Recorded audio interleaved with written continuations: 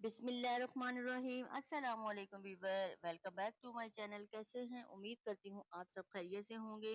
आज मैं फिर हाजिर हुई हूँ एक नई रेसिपी के साथ। आज मैं बना रही हूँ इरवी गोश्त। बहुत ही टेस्टी बनेगा और ये सबकी फेवरेट डिश होती है। अगर आप मेरे चैनल पे नए हैं तो प्लीज़ मेरे चैनल को सब्सक्राइब, लाइक और बेल के बटन को क्लिक कर दें ताकि आने वाली हर नई वीडियो की नोटिफिकेशन आपको सबसे पहले फ्री में मिलेगी। आप मेरे साथ रहिएगा, मेरी पूरी वीडियो देखिएगा और चले हम बनाते हैं इरवी गोश्त का सालन। इरवी को पहले मैंने छील के इसको धो के अच्छी तरह फिर कटिंग की थी। और ये प्याज है, टमाटर हैं, लहसुन और हरी मिर्ची चॉप की हुई, ये चिकन। ऑयल गर्म हो गया है, प्याज को हल्का ब्राउन कलर दूंगी। प्याज हमारे हल्के से ब्राउन हो गए हैं। अब इसमें मैं ऐड करने लगी हूँ टमाटर और हरी मिर्ची और लहसुन। और इसी के साथ मैं चिकन भी ऐड कर दूंगी क्योंकि चिकन हमारा फ्रीज़ हुआ हुआ था। तो हमारे जब तक टमाटर होंगे फ्राई तो ये भी इसी के साथ फ्राई हो जाएगा। चिकन हमारा फ्राई हो गया है। अब इसमें मैं ऐड करने लगी हूँ सुरख मिर्ची, नमक और हल्दी। ये तीनों मसाले इसी के साथ ऐड कर दूंगी और थोड़ा सा इसको मैं हल्का सा फ्राई करूँगी। थोड़ा सा फिर इसमें मैं पानी ऐड कर दूँगी क्योंकि हमारे मसाले जल ना जाएं।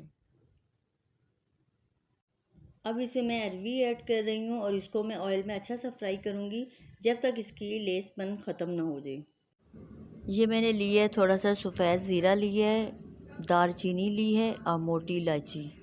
अब इनको अच्छी तरह पीसूँगी और फिर मैं सालन में ऐड करूँगी। जो मसाले मैंने पीस के रखे थे वो मैं इसमें ऐड करने लगी हूँ। हमें कौरमा मसाले और मसाले डालने की बिल्कुल भी ज़रूरत नहीं पड़ेगी। ये डालने से अगर चिकन में स्मेल भी थोड़ी बहुत तो वो भी ख़त्म हो जाती है और सालने का भी टेस्ट और बढ़ जाता है।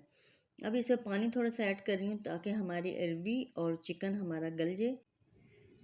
सालन हमारा माशाल्लाह से बिल्कुल रेडी हो गया है। इस तरह का ही शोरबा हमें चाहिए था, ना बहुत ज़्यादा पतला हो और ना ही बहुत थिक हो।